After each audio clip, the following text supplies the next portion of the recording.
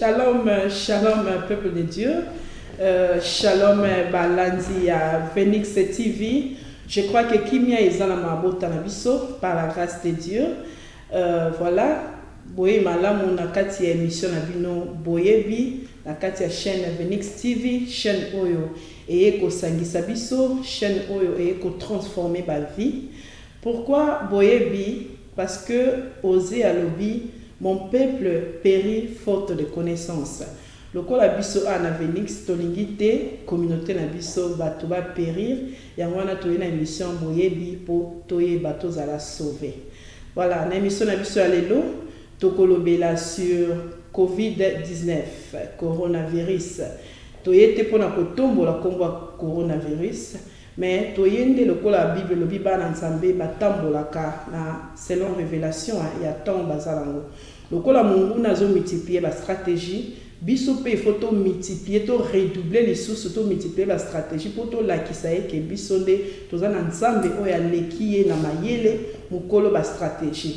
Yango wana toye pona kopesa ba orientation, la stratégie, la directive, lolenge nini ya ko vivre na temps oyo tozanango.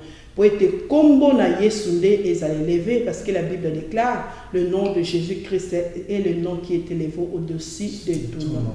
Voilà, oui, le nom de Jésus-Christ, tout genou doit fléchir, corona doit fléchir, mais déjà, la zotosa déjà, il faut que combo na Yesu nasi yotomdimela.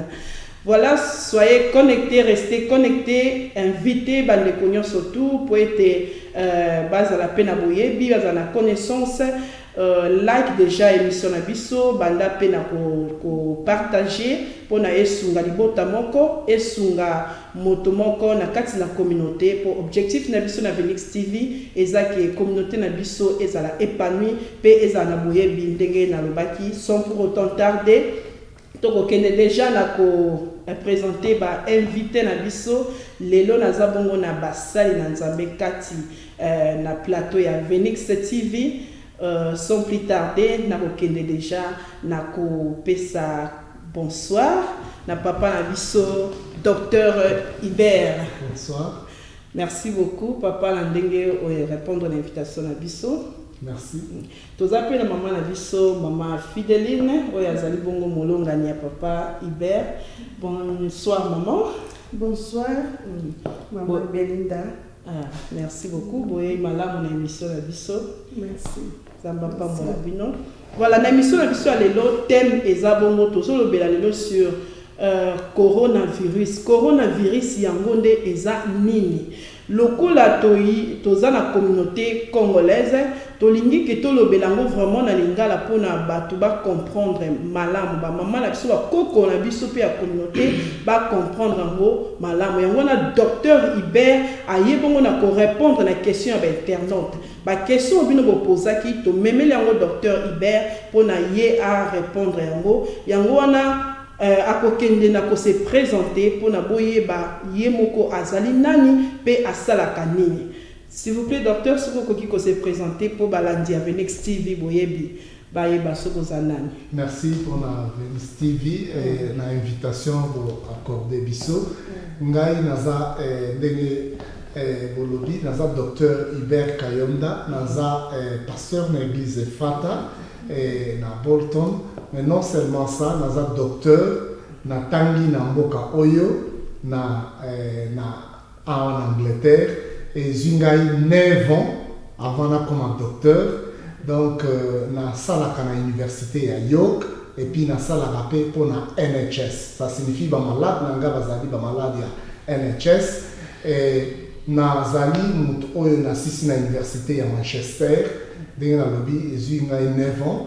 Et 3 ans, il y a undergraduate, 1 année en master, 5 ans, il y a doctorat. Il y a un travail à Awa. Dans sa spécialité, dans le domaine de santé, mental health, et sa spécialité et surtout comment aider les bateaux pour se protéger comme maladie, mais aussi aider les bateaux pour malade. C'est ça un peu d'une façon briève. Ah wow, merci beaucoup papa. Bino moko bobo moni pe boyoki ke papa na biso na bagage intellectuel, donc aza vraiment docteur qualifié. Félicitations papa. Merci. Et non seulement aza docteur, aza pe pasteur oya kambaka église Efrata na kati ya mboka ya Boston. Lelo toyambi na 2 casquettes, mais casquette la mingi eza beaucoup plus ya docteur parce que tolingi vraiment communauté na biso eza na connaissance sur COVID-19. Voilà, sans plus autant tarder, to commis déjà na question na biso liboso. Papa na biso Hubert, pasteur Hubert, question na ngai motuna na ngai liboso ezali boy papa. Tozali na temps oyo to commis na biso so tozoloba COVID. C'est la maladie oyo eye papa ko kanga biso na bandako. Eza maladie oyo elongoli bana na ba classe. Eza maladie oyo kaboli biso na ba ensemble na biso. Eza maladie oyo ezopekis bato donc to komi même moyen ko to bima libanda eza te to c'est to vague na ba multiple occupation na biso. Papa temps oyo to komi nango. Tozo pe ba maladie mosusu. Neti ba sida, ba choléra, ba ebola, ba malade même ba influenza, ba flu bird, mais papa ekanga ba biloko boyete. Kaka coronavirus nde ko kanga biloko boye. Siko yo lokola mosali na Nzambe. Tant oyo tozana ngo papa ko lobeza temps nini. Est-ce que ça fin du monde ou bien ba signe ya temps ya fin ou bien ezali guerre mondiale papa ou bien ezali frappe Nzamba frapper biso. Oui, c'est difficile pour appeler sa réponse na détail on a nyonso parce que batwazana ba vie na bango oyebi soki boyebi eloko penza na détail te bo lukabo suggérer selon ba idée na bino mais je dirais que ceux qui te lobby que ezali ba signe à fin de temps pour Bible lobby na Matthieu 24 que le moment ya souka vous verrez ba signe wana donc il y aura des épidémies, il y aura des famines, il y aura des guerres et puis ba guerre eza ndenge belé et cause de la guerre on va utiliser armes et cause de la guerre chimique et cause de la guerre biologique donc il y a monde toujours vivre ezali guerre biologique donc ezali virus ezoko terroriser monde mobile. Donc c'est à plusieurs manières, mais aussi nous ne devons pas oublier que dans le passé, nous avons connu aussi beaucoup des épidémies comme ça, la pandémie et salement dans le monde. Et ça là qui bat des dégâts ébélés, comme on a la Deuxième Guerre mondiale, ils allaient dans la pandémie et salamaka, ils allaient dans des dégâts ébélés. Mais comme nous avons tendance d'oublier ça. Moi je me rappelle un Ebola, Salamaki, dans le Congo. D'abord, tu vas nous battre le Congo Salama. Non, Salama d'abord l'Équateur, ce qui est réapparaître, ce qui est comme koye bango pour mon le Congo Salami et apparaître et c'est tout à fait normal que les gens soient tout à fait terrorisés face à la situation oyo. Mais c'est une situation et il faut éveiller conscience na biso. Pour comprendre que quand nous vivons, souvent nous sommes distraits, toujours menés dans la vague, parfois we take for granted, tout le monde a ça normal, la mouki n'a pas bien, classe, mais c'est la grâce de Dieu et ça là qui battoise en bonne santé, battoise na robang la même situation de réalité. Donc c'est ça ce que je peux définir pour dire que on ne sait pas. C'est parfois après qu'on saura, mais maintenant on a difficile à décrire que les alliés, guerre mondiale, les gars frappent en Zambie ou bien quoi que ce soit, c'est vraiment difficile pour moi de donner une définition précise autour de ça. En tout cas, merci beaucoup, papa, pour le lingo et le libiso. De comprendre, on pensa au Téingaï, apprendre la Deuxième Guerre mondiale, de la pandémie parce que j'étais pas là. Merci beaucoup. Et directement, toquer la deuxième question à Bisso Papa. Coronavirus, COVID-19, un an où il y a la rage, un an où il y a commis n'abafono fungola boyango. Oyo information yango ozonga boya donc na matoi na misu yango na yango papa yango vraiment eza nini yango ko na pandémie oyo COVID-19 eza nini d'abord so qui peut expliquer bana bande ko azotala biso s'il vous plaît. Merci donc d'abord pour la expliquer coronavirus na COVID-19. Okay. COVID-19 ezali abréviation. Ezali abréviation ya coronavirus yango bakati wana bache covid siko de wana ezali disease donc maladie 19 ezali parce que et c'est déclaré en 2019 c'est comme ça qu'on a abrégé ça mais ezali virus c'est déclaré tel que j'ai dit dans le début que ma virus maladie il y a ma virus et c'est déclaré ça signifie comment bozo vivre mais que ça la condition ya vie na bino et que permettre que ba virus wana et se déclencher et ça parfois ba bactéries et ça parfois ba virus donc elle siko et se déclencher quelque part et que permettre faciliter que et se et kabwana et comme à la place belé moto apesi azu apesi moto mususu environnement wana que permettre que le kwana et que na moto tel et que na moto mususu il y a une autre situation que nous vivons na coronavirus et bandati na niveau ya Chine et bandai na marché les gens ne s'attendaient pas mais elle s'est déclenchée va constater que mais on a une maladie et il y a un virus le virus c'est belé na mon pépé donc c'est ce que nous ne devons pas oublier na mon peptozan le virus c'est belé si vous pouvez papa quand on a question na ngami baleza que ezo utawapi sous sa provenance il y a maladie au coronavirus et outil wapi.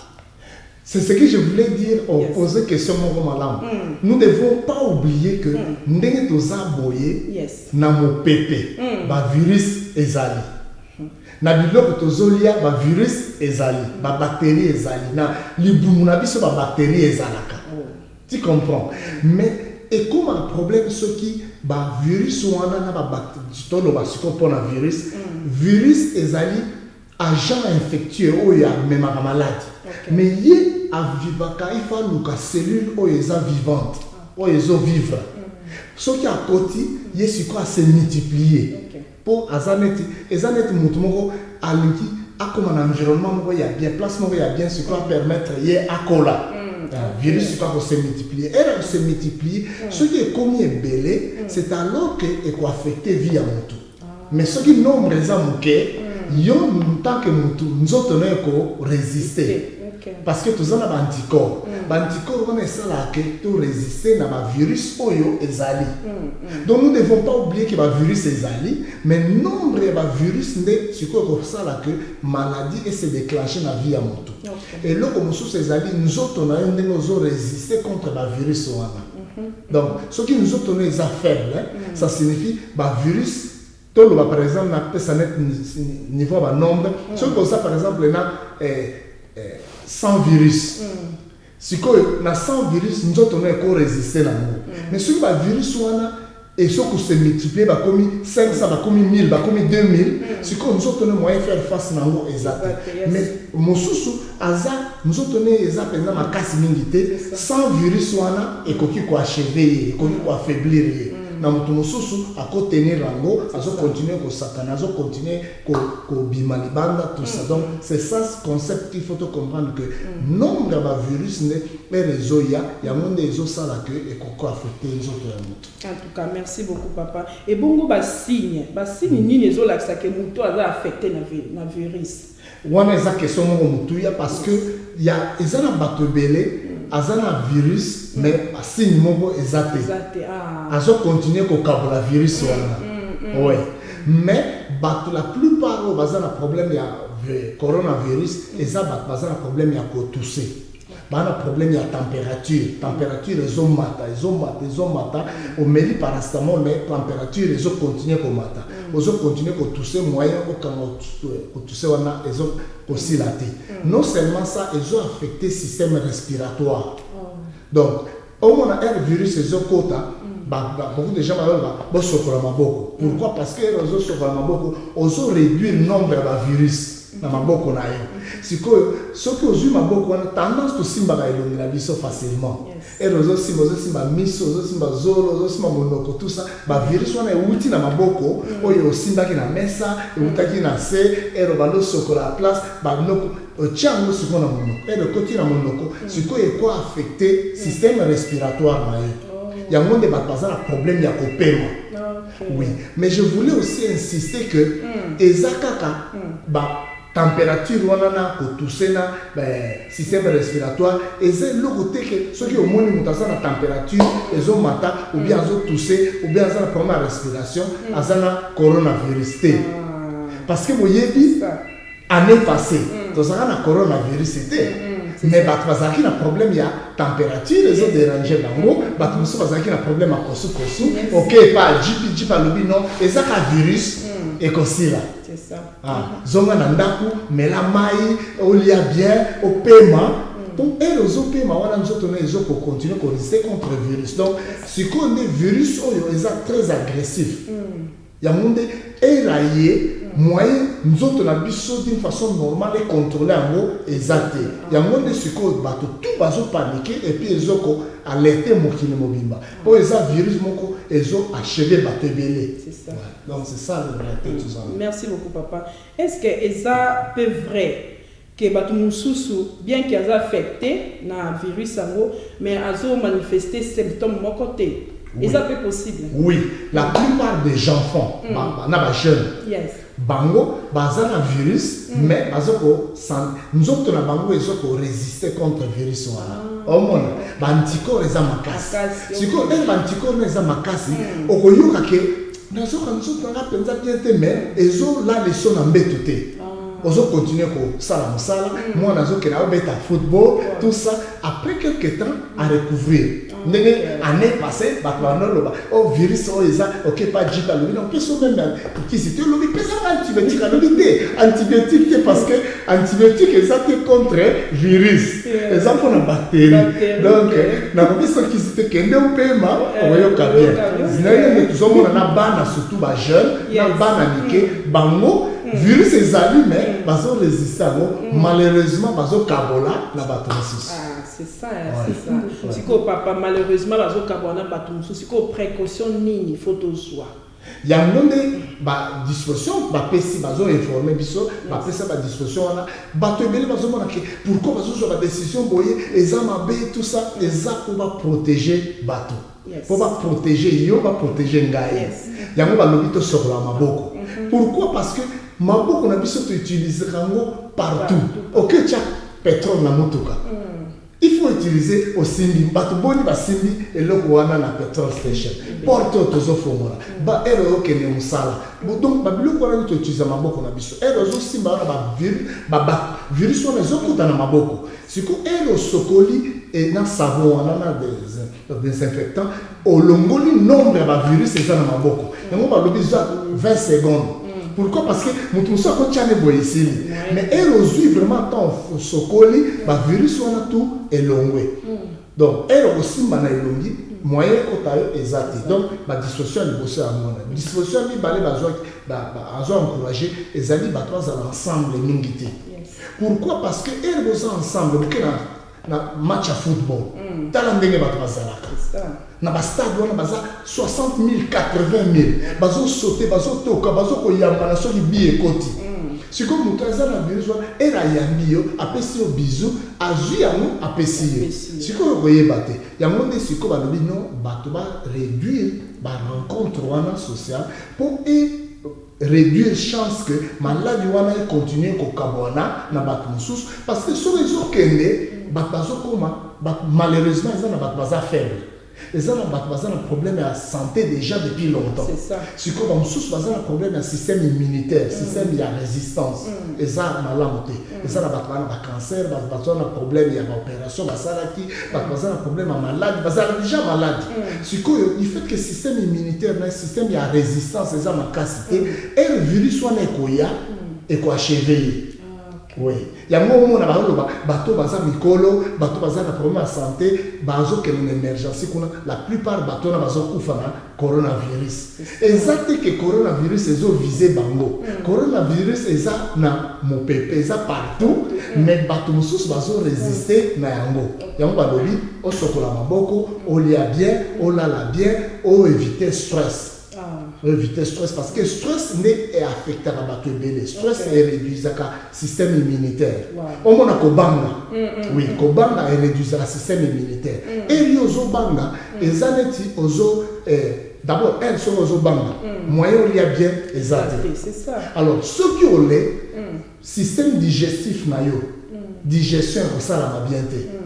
Donc, biloko leme, moyen nous autres bénéficier de biloko wana exact. Alors, ceux qui nous autres bénéficier de biloko wana té, et pour ça là que yo moyen résister contre le virus exact. Il y a un balobi kobanga ba stress wana nde ezo vraiment réduire le problème. Donc il faut battre le kobanga pour pas que non nakobika. Nakobika nzamba zana ngai, nzamba kobatela ngai met somme non atteint lobby, 10 000 tomberont à ta droite, 1000 à ta gauche, tu ne seras pas atteint, même ba peste ses alliés, même ba maladie moko o eza haide ne ko bomba ma ngai nzambe na kobatela yo po yo tcheli ke pa nanga. Donc il faut tout maloba wana eza ba parole moko boyete kana boyete. Nzamba loba moko et encourager biso. Alors, venez à moi, vous tous qui êtes fatigués, chargés. Pour y dire que un moment, tu es fatigué, tu es chargé. C'est surtout que les pas notre exemple de battre la gaille. Mais en dehors de ça, tu as la disposition pratique. C'est ça. Disposition pratique. Très bien contrôle. Pourquoi tu as l'église? Pourquoi tu as l'école? Mais parce que l'unité qui est comme un niveau de contrôle les athées. Parce que ceux qui sont comme malades et belés, un d'abord, hôpital moyen va soigner les athées. Parce que les infirmiers sont malades. Ah, c'est ça. Oui. C'est que ceux qui sont infirmiers sont malades. Il y a aucune maladie. Donc, la maladie, elle va soigner les athées. C'est que l'émergence est déjà busy, ça plein. Bon, et ok, moi là, si les athées, parce que sont occupés dans le bateau déjà malade. C'est pourquoi le lobby est toujours à disposition au bateau, tout contrôler et le courrier. Et je sais que par la grâce de Dieu, solution comme on a. Amen. Qu'est-ce qu'il y a nuit et jour, nous travailler pour le vaccin à coronavirus. Nuit et jour, on va chercher comment trouver la solution.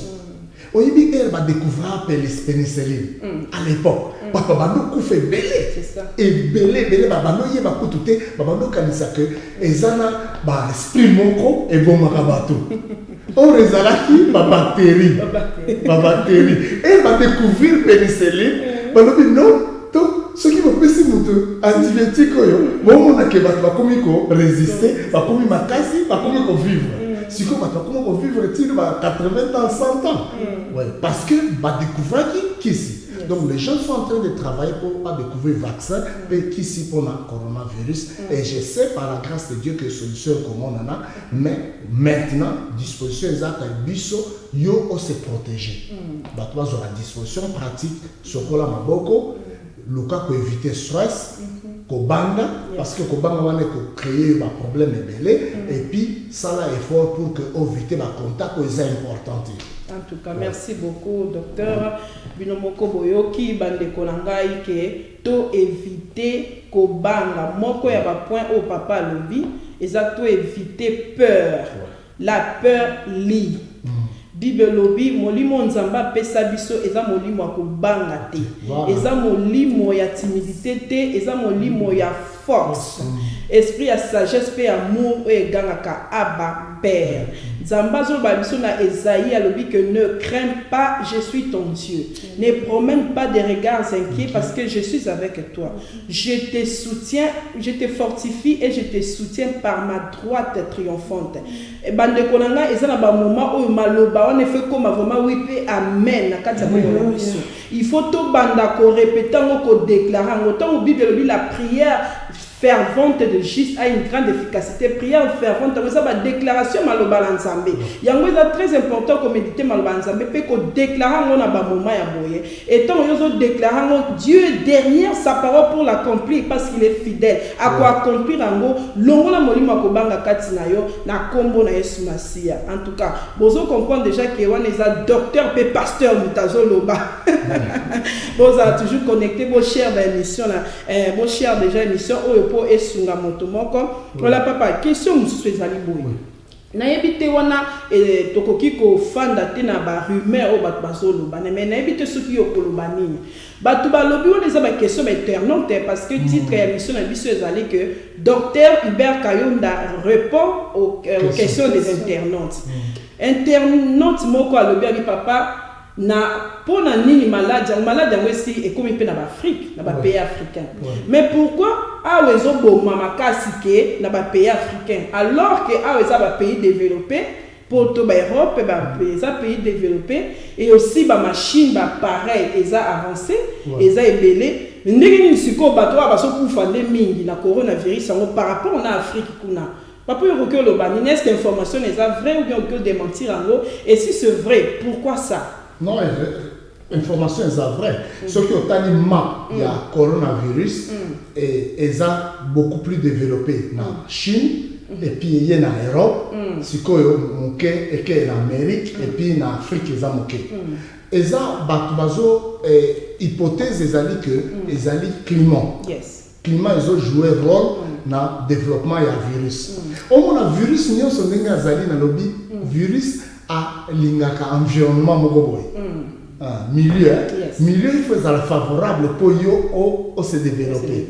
N'est que ça partout que nous on a ce que ça dans milieu mogo il y a bien au ko émerger. Ce que ça dans milieu bateau baza bateau mabé, yo peut comme moto mabé. Donc virus peut n'engue moko, à un environnement où ils ko permettre à se développer facilement dans le niveau il y a pays wana. Mais vous constatez que ils ont attaqué Batunios. Ils ont attaqué Batunios. Ce que le virus est bandit et bandit la place Moko. Ce que bandit ko Kabona. Ils ont kendi.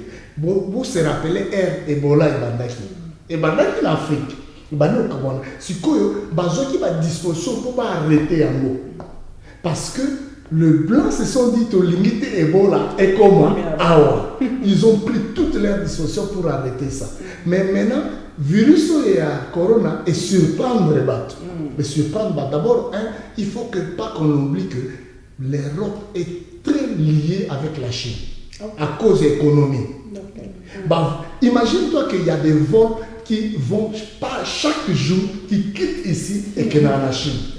Bah, contact qu'on a, moi je me rappelle une fois, j'ai vu les gens font les queues pour avoir un visa dans la Chine, dans Londres. Et ils sont sur la route en train de faire les queues. Donc, il y a beaucoup de gens qui vont en Chine à cause de l'économie. Alors, cela fait que transport Wana, et ça transport non seulement il y a marchandises, non seulement du lococolia, mais ça transport il y a virus. Il y a virus. Donc, le développement est facilité, transport il y a virus Wana. Et moi, ça dit que est commis facilement. Donc, on a les contacts en Italie. Et le côté d'Italie, ça les dégâts dans la région Mogoboy, dans le nord de l'Italie. C'est que même dans le pays, ils ont partout. Et que dans la place, ce qui est environnement favorable pour le coronavirus, il y a ce qu'on a et puis il y a une attitude qui est dans la place. Imagine-toi ceux qui ont moko. Au Koki copé sa virus, n'a près de 400 personnes après un mois. Tu vois, nombre est belé.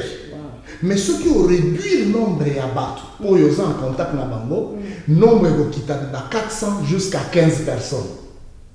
Ceux qui ont commis très strictement en contact na battu, nombre n'a qu'à réduire ceci. Donc, au début ne s'attendait pas, le virus a pris les gens en surprise, et puis, les pays européens, sont surpris, mais environnement et climat, ils ont joué un rôle macassé. Je vous donne un exemple simple. Tu as malaria. Malaria est en Afrique. Pourquoi est en Afrique? Parce que moustique a se sentent à l'aise dans la place au monte aux alliés. Mais ce qu'on joue, les mêmes moustiques qu'on met en Europe, à retenir.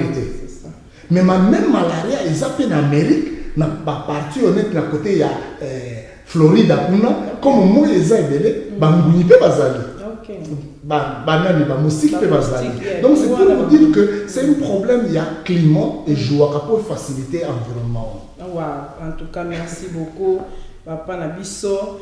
Na yango wana toke nanu tope misana nukie papa na biso alobi mingi a essoufflé nanu toleki bongo na régie ceux qui ba ko balancer biso publicité ya magasin na biso business na biso Fide Design pona boye basikoyo makambo nini ba papa na biso basalaka à part cause la docteur à part cause la pasteur lolenge nini susu bazo sunga communauté. Régie, à vous.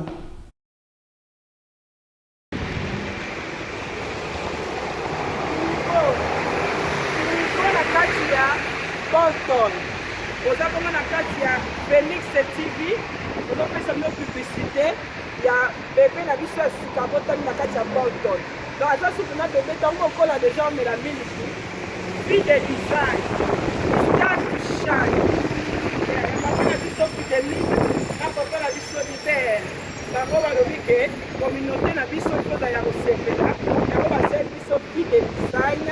Comme ça, ceux qui ont un birthday, ont un anniversaire, il y a moins, birthday, il y a moins, par exemple, on a kati, la place où on peut se là, on a décoré notre kitoko, ce que tu portes à la kati, on a une tombe à mêler, on est sorti dans la kati.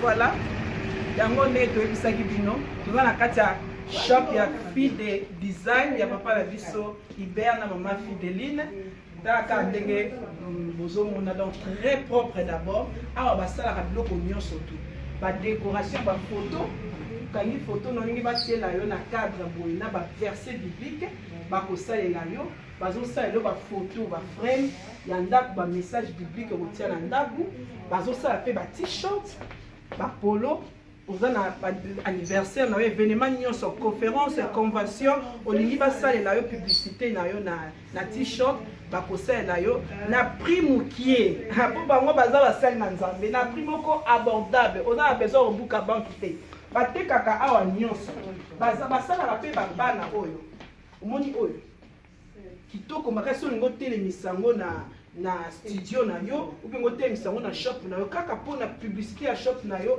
bato ntongo bazokota bazomona makambo nini oyo ozosala na kati ya business na yo oza na restaurant boye malamu lisusu na kati ya émission na bino boyebi esika nini Dr Hubert Kayonda abandaki na ko répondre na ba question ya internaute sur maladie oyo et comme biso pandémie coronavirus. Voilà to comme na deuxième partie na biso tozali ko inviter bande konyo surtout ba chantre de l'Éternel, ba serviteur de Dieu, ba adorateur de konyo surtout boya na plateau na biso ya Phoenix TV pour passer message de la part du Seigneur, pour célébrer le nom de Jésus-Christ. Na ba moment oyo mokili comme une incertitude, bat ba comme na kubanga, bat ba foi na bango ekiti, boya s'il vous plaît. Koya ko passer message, ko célébrer le nom de l'Éternel ensemble. Côté ya maloba nzambe pe ezongi sa susu kondima ya bato. Po maloba nzambe ezongi sa susu espoir na ba vie ya bato pe na mitema ya bato.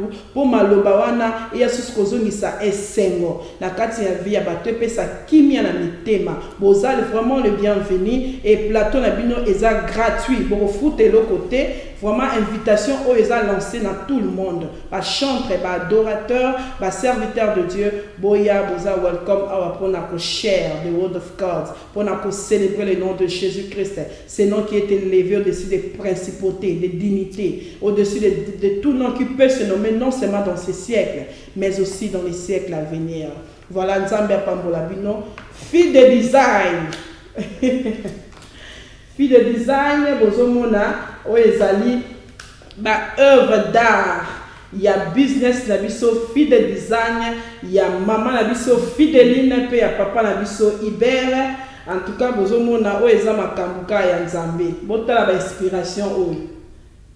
Tala cadre oyo ya photo, olingi photo na yo bati yango bo ba sepelisa ngo ba décorer yango boye. Po ti yango esika nyonso olingi. O contacter ka fille de design. Olingi pe ba komelo ba verset biblique. Na cadre boye kitoko boye otiango ata na chambre na salon bien na office na yo contacter fille de design ba contact ekoleka na écran na bino ou bien bo contacter biso Phoenix TV to kopesa bino numéro ya fille de design. Voilà toke déjà na ko poser maman na biso moi mituna toyeba nanu mama Fideline. Ça va maman? Ça va maman Belinda. En tout cas, to sepeli na sepeli pour na sourire et yo banga na honte parce que on a sali na Nzambe donc on a assurance et confiance en Nzambe. Gloire à Dieu maman. Musala oyo maman na ngai. Musala oyo business oyo ya fille de design. It's time to shine. Bikanisiona e bandaki wapi. Et ça la qui vision Nzambe apesa kiyo ou bien na ebite expérience ka kolobi nazo sa na nga pe lo côté na sa na ka business ou bien expérience ka ndenge bato supe basali yo polobi na sala kaka mama yebisa biso na na pesi bino na lumbote na kombo na Yesu bana Nzambe bisika na so bozali na tango oyo Fidèle design de Mama Belinda Lobby. Eza eloko moko oyo ngai personnellement natikala kokanisa yango te na makanisi na ngai ou bien kosala projet pour nango. En tant que mwana ya Nzambe nanu na mi présenter naza congolaise na botami na Congo na Kisasa na bongolaka motema tangu naza na 14 ans mwana moke makasi ndina yebaka Nzambe. Donc Nzambe azalaki na plan na ye. Na vie nanga personnel naza mutu moko nalinga ko adorer Nzambe mingi en dehors ya musala oyo Nzambe apesa biso na mulungani na ngai docteur pasteur Hubert na église Efrata. Naza pe évangéliste. Na te ya kalinga Nzambe mingi. Na te ya ngota musuna nzela na kokabola ba leaflets.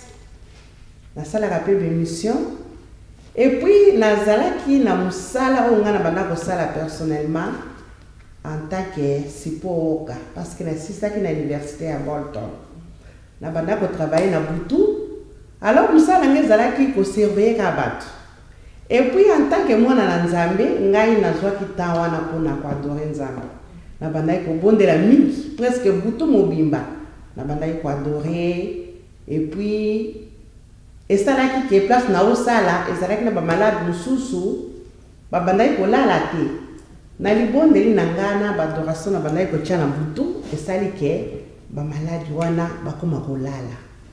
Donc nga personnellement na yebaki te Nzambe abandai ko utiliser nga na moyen wana.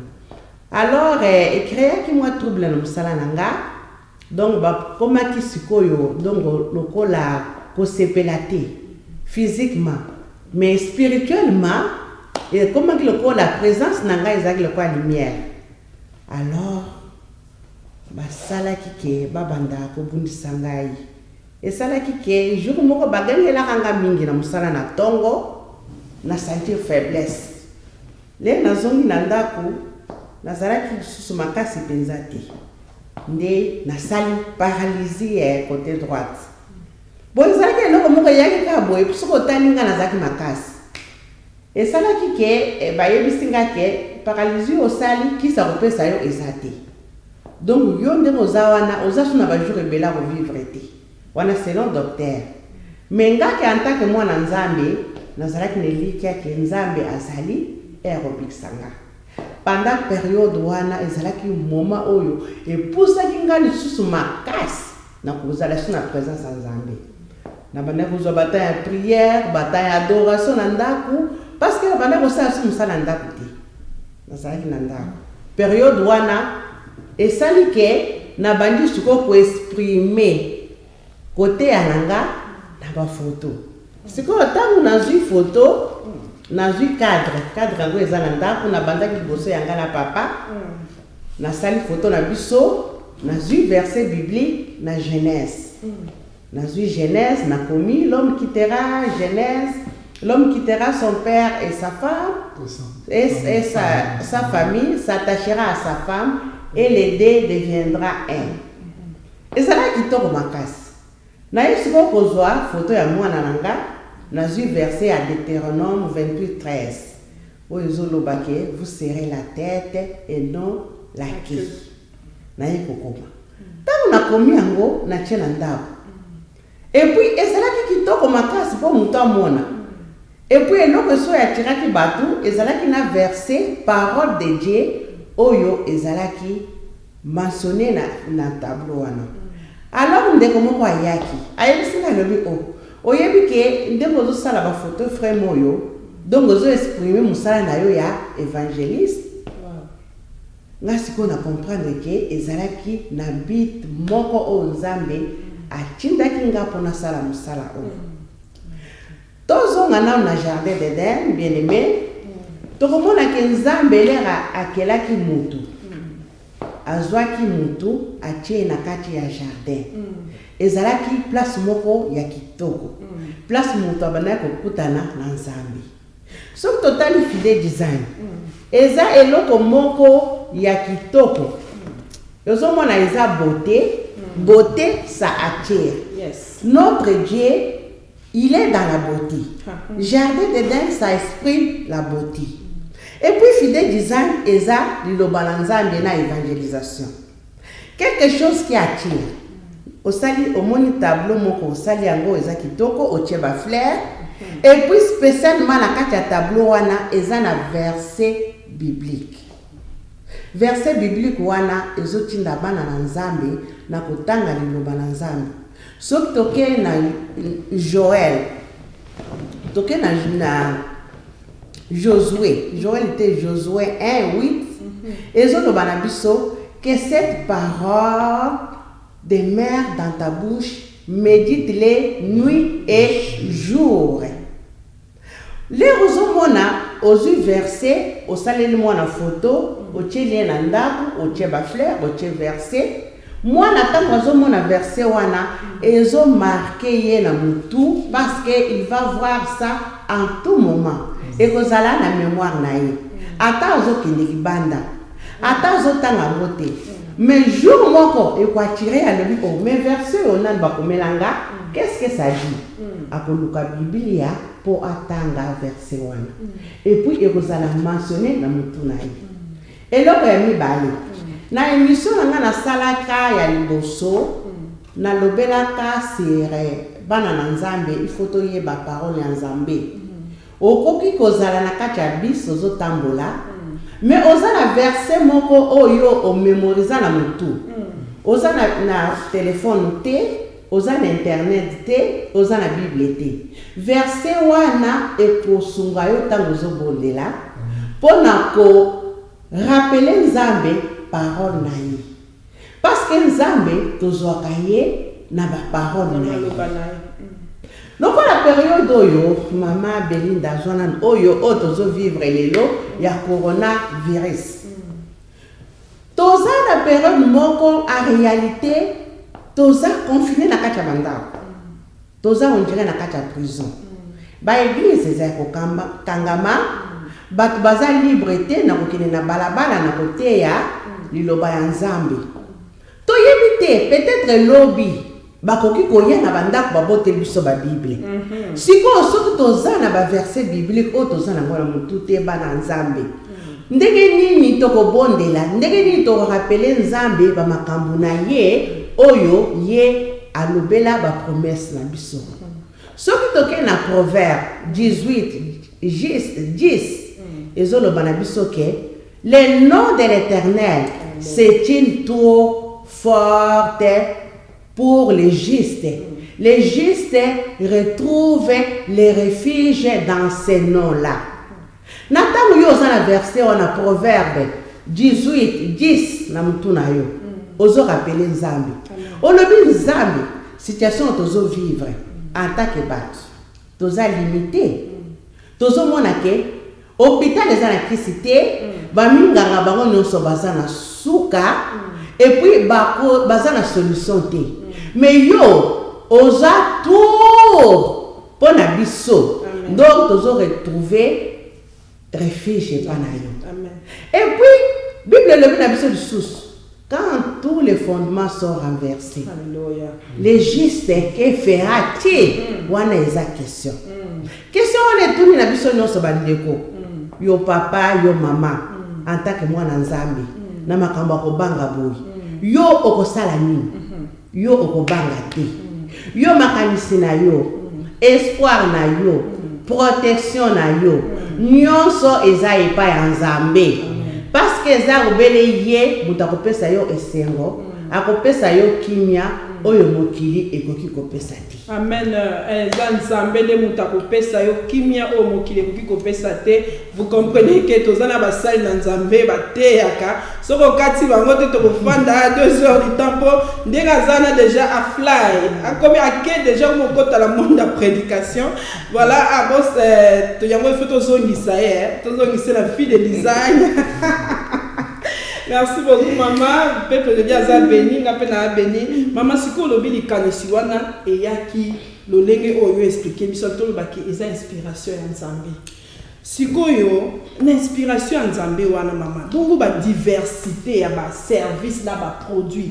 nyonso wana kaka inspiration nzambe ou bien eza mayele yo ozwaki na classe po non seulement osalaka bacadre aboye non seulement osalaka bafoto tiango boye na baverset biblique mais osalaka mpe ba-t-shirt oimprimaka banini to moto aza na besoin baimprime les messages mo na t-shirt oimprime yango osalaka mpe makambo ya birthday mama namona ndenge odekora sale wana ya api ya anniversaire esika bana bakoki kofete baanniversaire na bango très kitoko na bafleur bien aimé faut visiter shop wana faut visiter business et fidèle design na Bolton mama siko inspiration wana ya diversité baproduit na baservice yo osalaka nyonso mpe ka inspiration nzambe obi eza mayele yo ozwa na kelasi Mama Belinda, eza omoni classe eza important pour na biso bato. Mais nayebi ke eza na eloko pe mususu pe o epesaka mayele olega classe. Eza molimo mosantu. Molimo mosantu nde yango nde esungi biso. En tant que tozana oyo moko na bandaki na ba photo frère na sape na papa oyo aza musali na Nzambe ensemble na koluka pe Nzambe aye ko inspirer biso pote to bakisa babiloko mususu oyo eza vraiment très important pour na business pour que tozala na domaine moko kaka te tokomona te na musala na biso ya bonzambe ya ba église toza na ba activité tosalaka na ba activité wana toza na ba polo o tokoki kokoma et puis projet na biso penza pour na ba polo ezalaki dans l'avenir ya koya na grâce à Nzambe pour na kosala ba polo o ezala ba verset biblique très important ba verset biblique pour na kotika na bana na Nzambe bazala vraiment bazwa liloba Nzambe na valeur parce que tozomona bato ya mokili bazana bakombo na bango bakoma bakombo wana toyebi origine na yango te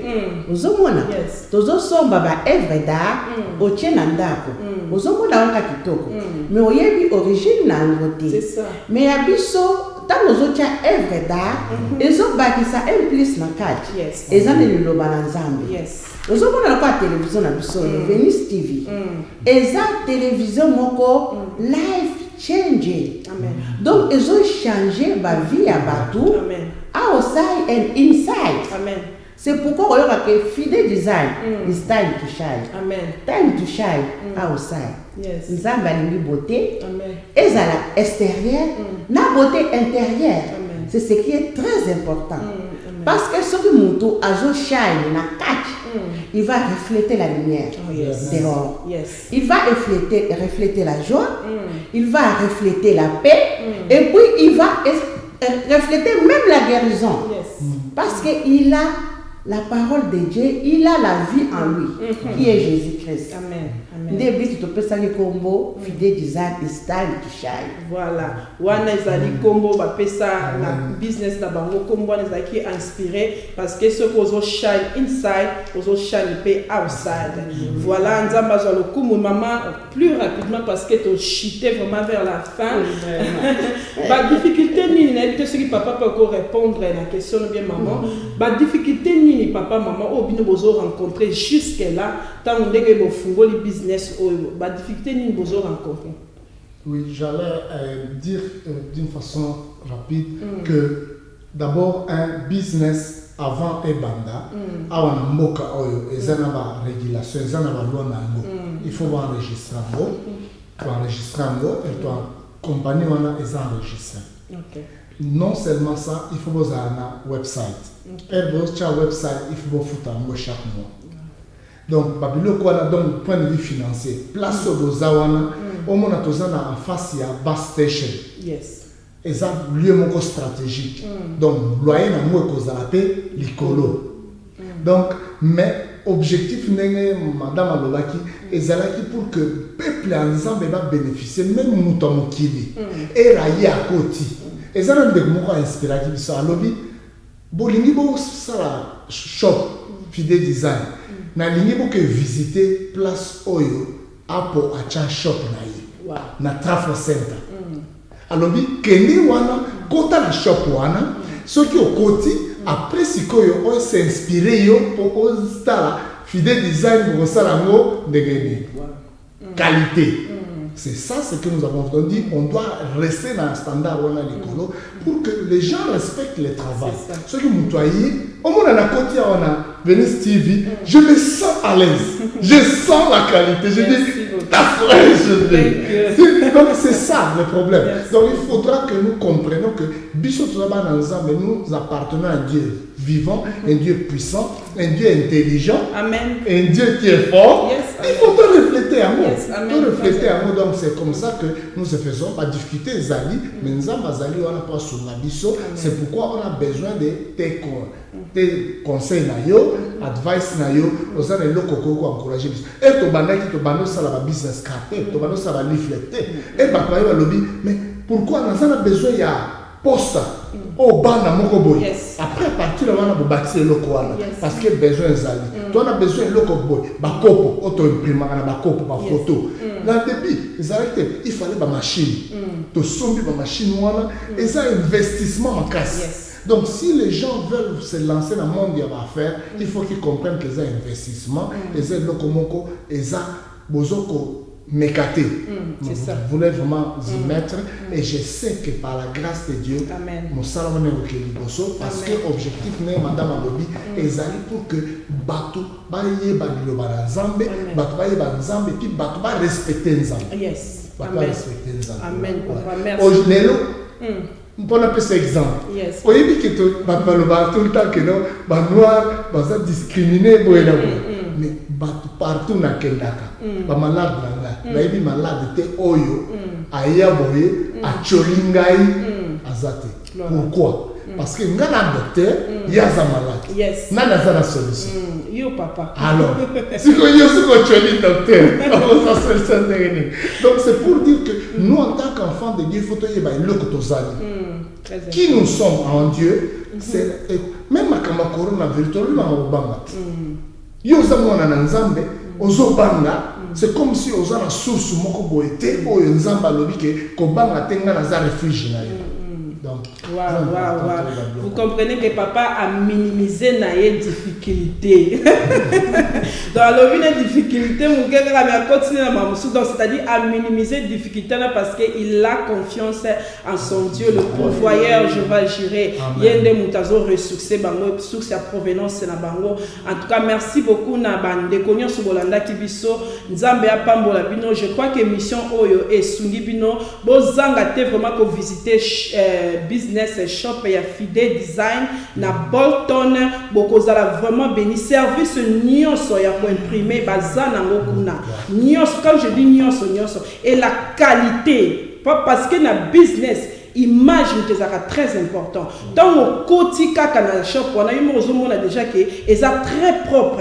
Ils ont un standard moko high. Il y a les colons à la côté qu'on a dans Sabino, Bonzi Melanga et aussi dans la communauté la biso, nous devons apprendre à nous soutenir les uns les autres. Le là croyant, il y a l'église primitive, que ça la bon c'est soutenir les uns les autres. C'est très très important pour l'obipé papa na biso, ba comme appel na ba service belé comme appel na ba niveau mususu le kume kozong et pas nzambe et ozalaka pour l'épanouissement de la communauté na biso et pour l'édification du corps de Christ. Voilà naké déjà na kopé ça papa na biso. Merci beaucoup nandenge bo répondre à une invitation na biso. Na invité papa so kozana moya suka muké ata quelques secondes moi suka kopé ça na ba landi na biso avec Mix TV s'il vous plaît. Non, que Dieu bénisse Venir TV. Nzambe azala na télévision oyo pe apambola bino. J'allais aussi ajouter que nous devons encourager nos enfants du fait que bazana bandaku l'école et ils ont fait ça va devoir na bana bisoto ils ala distraité to encourager to supporter bango po ils ont moment moko difficile pour la bana pe to yeba ki bazana ba devoir ba école les opé ça non seulement ça bato ba sangi ba perdre mosala pour ba accompagner belé ba ipsi ba fa na bandaku ba yeba que l'état azana ba disposition en vue à sengi ba clamer bénéfice parce que ceux qui ont clamé bénéfice au permettre et puis quand c'est taxe qu'on permet de résoudre même aux self-employés aux la possibilité de clamer bénéfice et puis vous avez que information les alliés clés informe-toi dans la source cause la té bateau bazo tinder biloko et lobi oh kende zo eloko boyo pakola boyo sala boyo que la coronavirus mes frères et sœurs soyons sérieux va aller à la source et aider Bisso. Et puis, n'oubliez pas que Dieu est notre refuge. Amen. Dieu ne vous abandonnera jamais et ne vous délaissera point. Que la faveur de Dieu soit sur chacun d'entre vous. Amen, papa. Maman, s'il vous plaît, moi, il va dans quelques secondes. Yeah, Bananzambe, vraiment. Eli Canabiso, Eza Obele Nanzambe. Souvenez-vous, na Israël, tango l'ange de la mort passé. Et Nzamba le belek na bango, na kocha le sang de l'agneau à la porte. Mais biso, tozo tia makila na Yesu na balento ya bandako na biso, wana eza signe que ça a été, vous êtes mis à part. Votre confiance au Seigneur. Et puis, n'oubliez pas toutes les dispositions de l'hygiène. Notre Dieu est propre, il est pire. Que le Seigneur vous bénisse. Merci beaucoup. Que le Seigneur vous bénisse aussi. Kimia la mabota la bino. Yesu masia lobi. Na tikel bino kimia la pesi bino kimia lo lenge mo kile pesa kate. Donc kimia wana Yesu atike la biso et bila banda ko la bino wana to mona ni bongo prochainement par la grâce de Dieu na prochain numéro na biso. Bon chère émission oyo bo comment to ça na besoin ba commentaire na bino poto memelango ba inviter na biso pour na to sunga na kaka aussi bo like et ko ça la biso malamu nzamba pambola bino to mona ni prochainement bye bye.